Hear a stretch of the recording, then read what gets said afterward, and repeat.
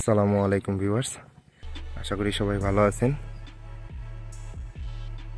আমি আল্লাহর রহমতে আছি ভালো। আজকে কথা বলবো RTR 164V বাইকের আরেকটি বিষয় নিয়ে।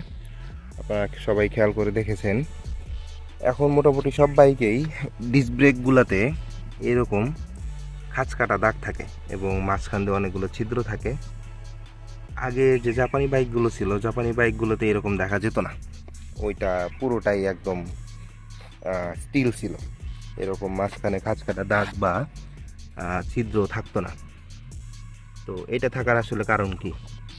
এটা থাকার একমাত্র কারণ হলো, আমরা যখন ব্রেক প্রেস করি তখন ব্রেক প্যাড এবং এই ডিস্কের ভিতরে একটা ঘর্ষণ তৈরি হয়। ঘর্ষণের ফলে এখানে তাপ উৎপন্ন হয়।